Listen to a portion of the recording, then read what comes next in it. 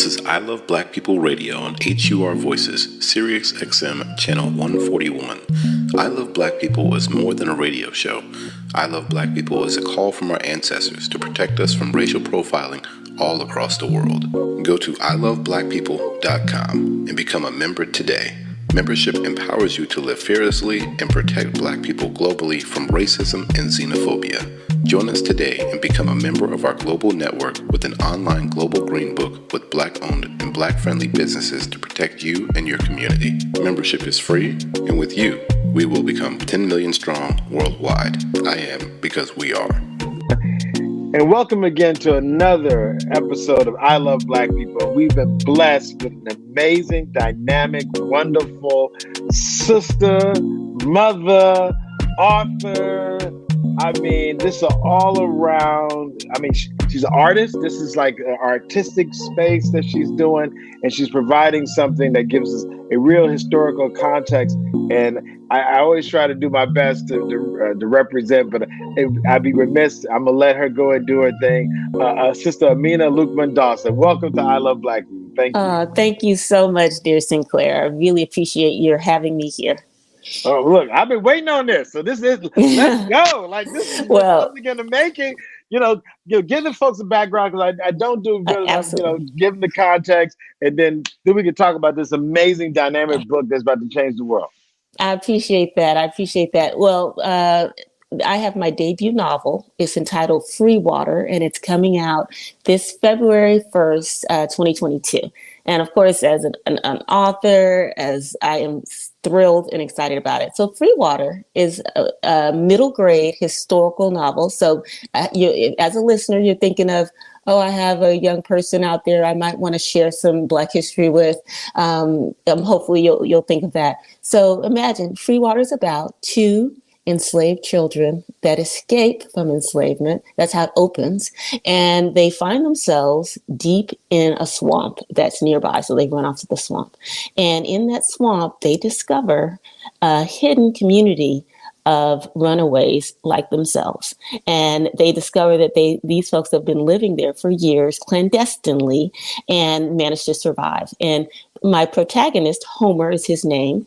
He gets there and he realizes that he's in this free place, but he's left his mother behind, and he has to make a crucial decision about returning to the plantation to rescue his mother. And that's where the story goes.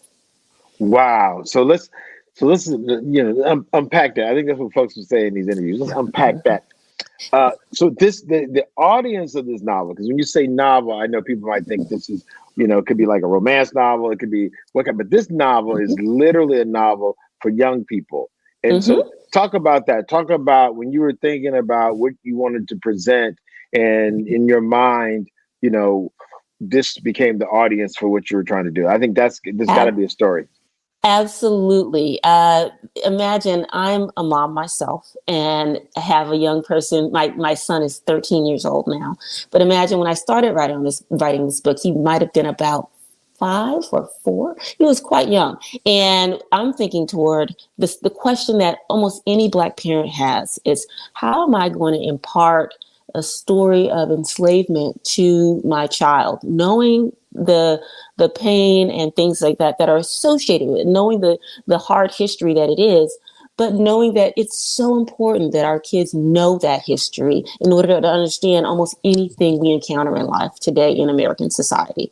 It's the root of the root, the bud of the bud. And so for me, I'm reading stories to my son night after night. My husband and I are, and I'm reading adventure novels. I'm reading all sorts of thrilling things. And I'm like, how can I tell a story in such a way that he'd be so enthralled and so into the story itself, he wouldn't even realize that he's getting crucial history and understanding. And so my goal has always been, and it's true now, and it will always be true, to change the way we feel when we think and talk about the enslavement of African Americans in this country. And there's a bit about what you know is important, but how you feel about what you know is 100 times more important. And I think if you can implant a feeling in a kid about what enslavement was and who those people were. Who were these people? Have them connect to those people. That's a feeling that'll last a lifetime. And so as a listener, as someone who's listening to this, I think that, yes, I hope that they would look at Free Water, my book, and say, oh, this is a tool. This is another way that we can entertain our kid, but at the same time walk away with a feeling of extraordinary hope and excitement that they know something of their history. Wow. Look, I'm going to try to, seem like I got a little literary knowledge. I do remember what Maya Angelou said is, but people don't remember what you say or do. They remember how you make them feel. And I think what you said about the feeling and the connecting is so important.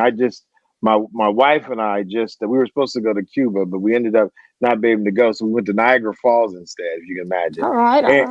And we went to the museum they had up there, and it was like the Underground Railroad Museum. And they were kind of interested how they got it paid for. They used it as part of money from an Amtrak a redevelopment. So it was literally in an Amtrak station right underground. And they talked about it as freedom seekers. I had never heard the expression freedom seekers.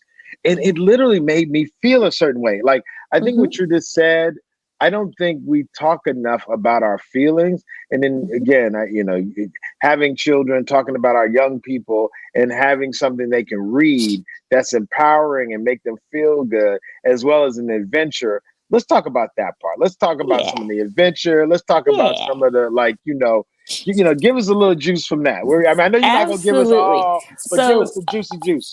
All I can tell you is that I try, and what the idea is to place Homer in a situation that is most unusual, right? Usually when you talk about a story of being freed from enslavement, one, they're running north.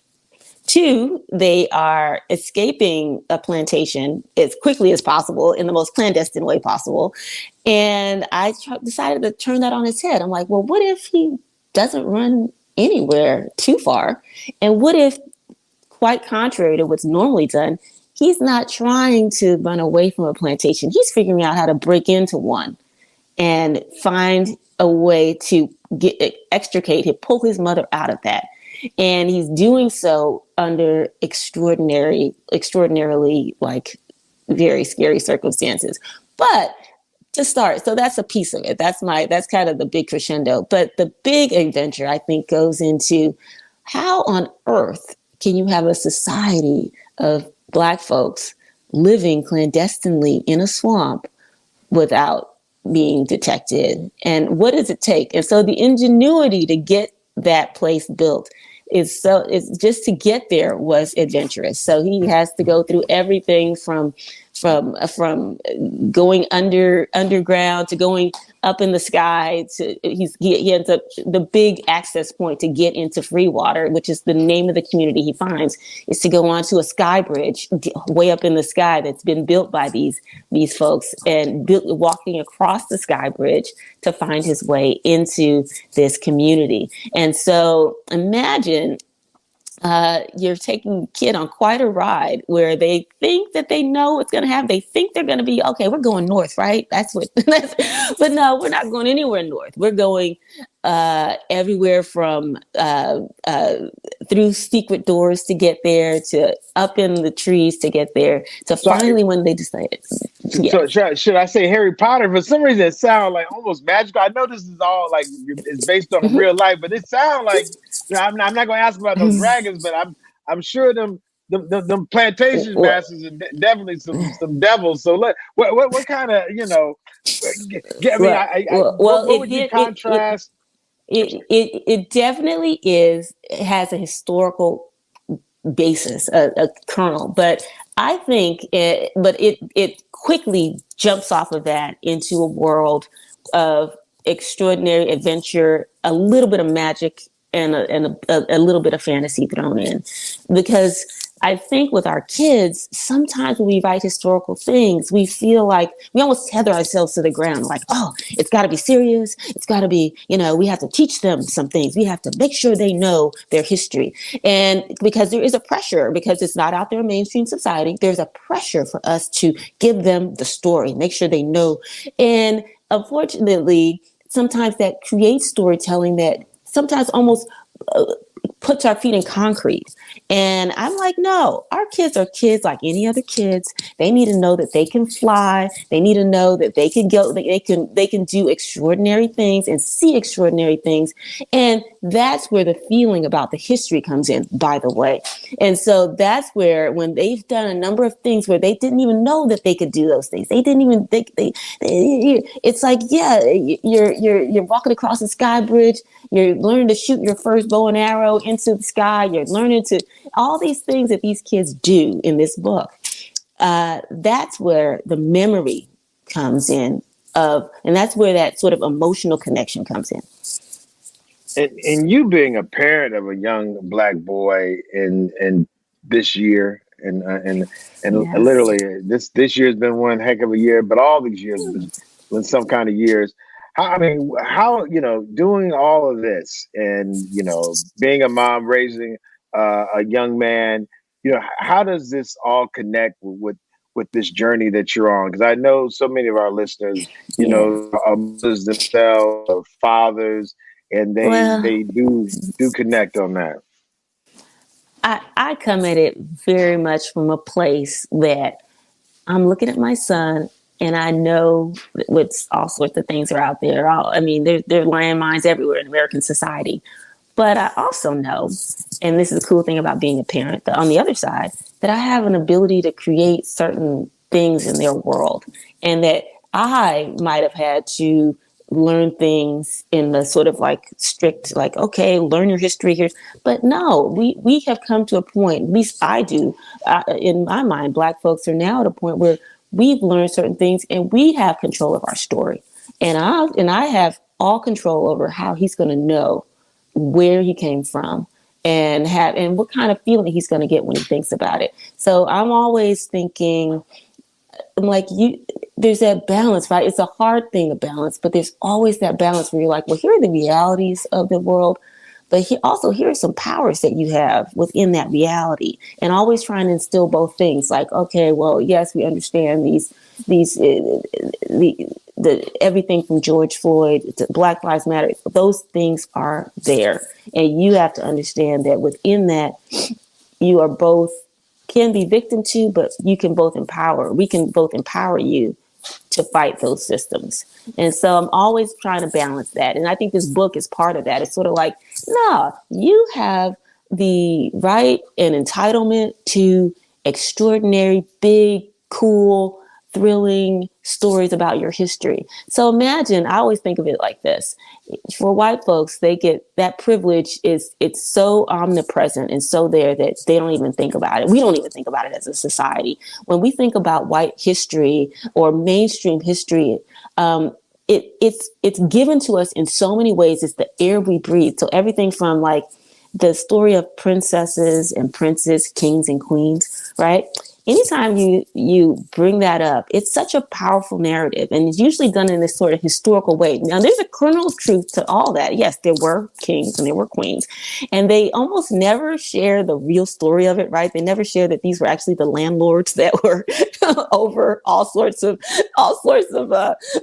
lowly people who had to work and toil for them, but instead it's cast in this way of being beautiful, prideful, wonderful. And so that's history. I know it's not technically, it's put out in fantasy, Cinderella, Snow White, it's put out in fantasy, but it actually creates a feeling of history, right? And so that feeling of history, it's so powerful that even Black kids are running around saying, I want to be a princess. I want to be this, it's so powerful that every little white girl wants to be that princess. Every little, like not every, but for the most part, Right. that is what it is. And so point is that that's a privilege, right? That's a privilege that they've had, that they've been completely untethered to the ground when they tell their history, completely able to manipulate it and put it in any way to make a feeling of it so powerful that we don't even know that it's history that we're learning it. We don't even see it. We just see it as some truth that princes and princesses are wonderful. Kings and queens are beautiful, and something to be aspired to, something to be to be memorialized every time they have a chance to dress up on Halloween. And so for me, I think Black folks and it's time for us to do the same thing for our history. We need to memorialize it and make it big and put creativity into it and untether ourselves from these factual nuggets. Oh, this, that, because there's nothing. I always say that because we're always afraid, I think, to have someone turn to us and be like, that's not true. That's not how it happened. No. No one else has to have that shackle around them. We have shackled ourselves. We don't need to. They shackle us every time. And this book, because it allows kids to fly, almost literally, it allows them to see history in the way that our narrative wants it to be, in the way that we might have shared it, fireside tradition, or the oral tradition of it, all the way back to our African societies where we sat down and we shared our myths, our stories, our tales with one another. And instead of saying, well, here's your Black history card, and Rosa Parks did this, and Frederick Douglass did that, and here's how you learn about it. And guess what? Those things are cool, and that's cool facts. But for little kids, it will come and it will go. But if you can implant some bit that is a feeling, a connection, a feeling of amazingness to that history, and that comes through fiction, that comes through storytelling, that comes through imagination. And we have to infuse that in our history. I'm sorry, that's a long answer to this. No, I think the empowering, using the tools, again, and I come from engineering. I used to think folks who did fiction stuff, I was like, look, let's stick to the facts. But what you just said, the power of the heart, we talk about this intellectual thing, but you're really talking about a feeling and how that can motivate us, and the passion that can help motivate us and keep us moving. I think is super amazing.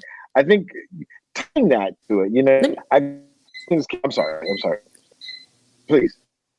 Just one little thing I think that is particularly important when we talk about our slavery story. When we talk about the enslavement of our ancestors, that is important to us because it was a trauma, and I don't know how we don't talk about it enough. That would happen on those hundreds of years was hundreds of years of trauma, and it's hard to know how to access it, to not belittle that trauma, right? And say, oh, haha, it's fine, don't worry about it, it's over, and also not to live in that trauma to the point where you can't talk about it because all you feel is pain every time you go there. And so the tricky thing then is like, well, then what do we do with it? How do we access it for ourselves to heal, and then for our kids to know and feel empowered? And so we started that. There's resistance narratives that are coming out now where we talk about, oh, these are the ways in which enslaved folks resisted, and we go through that narrative, and it's wonderful. We need that. And part of what I did with Free Water was using that kind of structure to say, okay, we need to move away from channeling victimization and pain as the center of the story, and let's see if we can channel ingenuity, hope, power, and like all those sorts of things, all the things that really took to survive, right? And so I did try to do that with this story, but with enslavement, we really do need to be able to. And this is what happens in Free Water. There's a lot of children you meet when you get to Free Water. You meet kids that have both been born into slavery and escaped and found their way there. And you also meet some kids that have never been enslaved. They were born on Free Water. They are free in their minds. They have no clue. They've never even seen a white person. That's who they live there. And so you have this interesting conversation that happens between this enslaved child and a child that doesn't know. and that's a rare event, right? And what happens is, though, because that enslaved child, the one who had been, sort of they're kids, so they're not sitting around talking about it. They're not like, oh, well, I was enslaved and this is what No, they're kids, but you see it play out. You see it come forward because they're playing with kids that have no history, no knowledge of it. And so that interplay allows you as a reader, allows the child reader, allows the adult reader to spend time with that person who has been enslaved, to sort of chill with them, just listen, just hang out with them for a while. And that ability to hang out and chill with your enslaved ancestor, that ability to just be in that space and just be there, that's where humanity comes. That's where true connection comes. And that's where the next time someone says, oh, slavery, it happened in the past, whatever.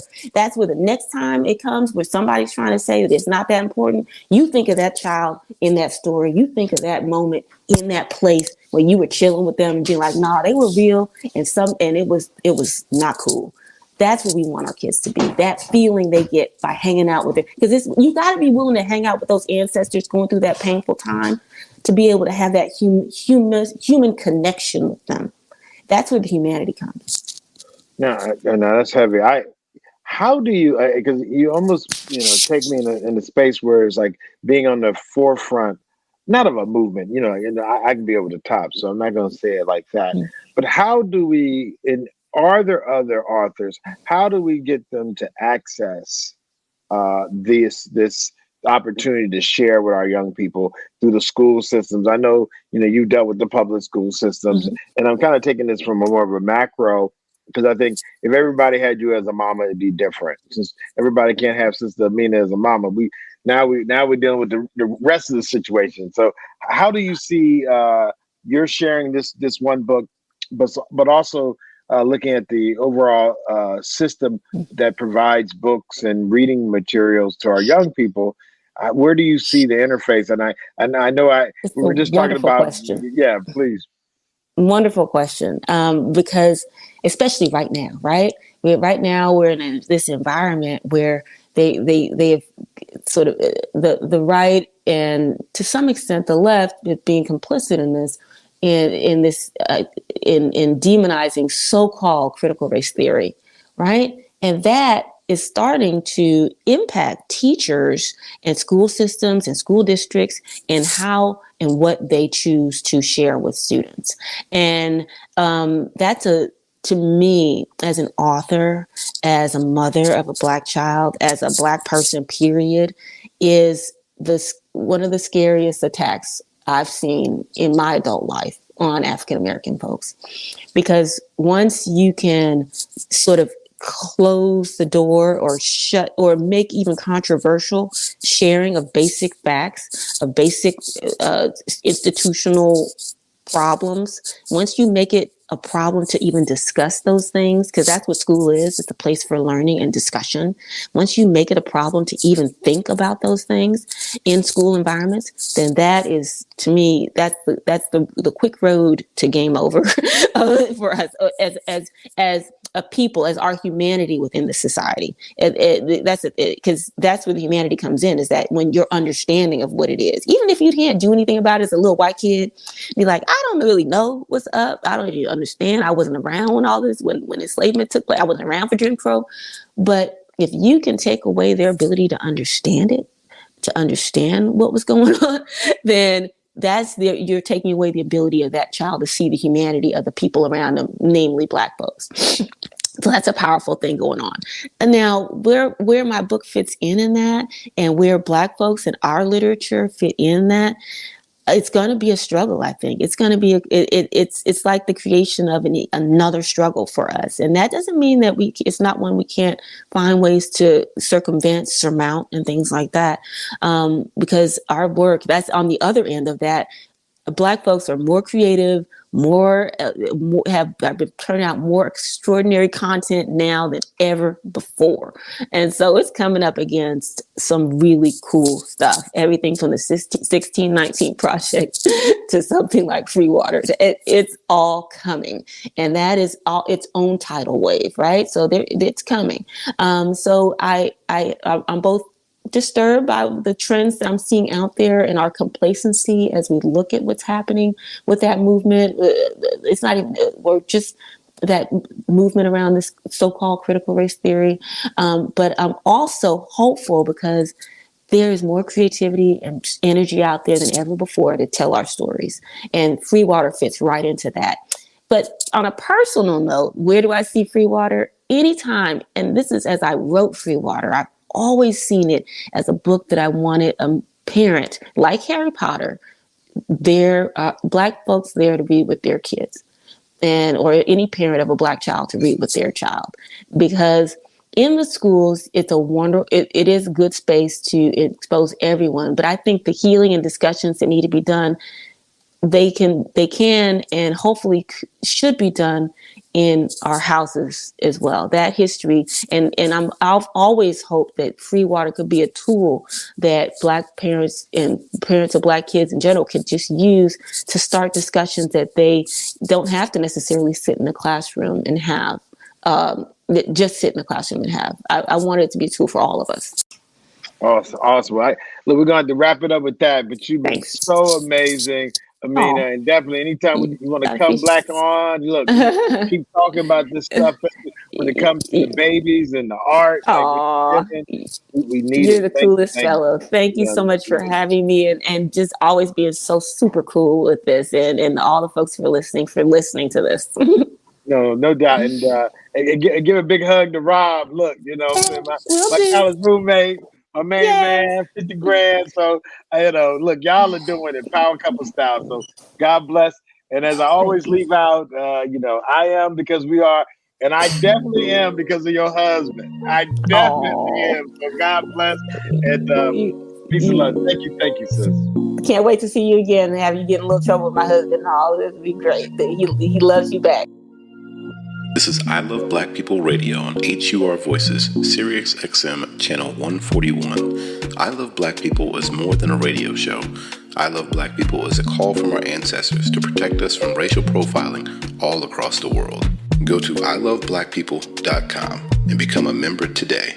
Membership empowers you to live fearlessly and protect Black people globally from racism and xenophobia. Join us today and become a member of our global network with an online global green book with Black-owned and Black-friendly businesses to protect you and your community. Membership is free, and with you, we will become 10 million strong worldwide. I am because we are.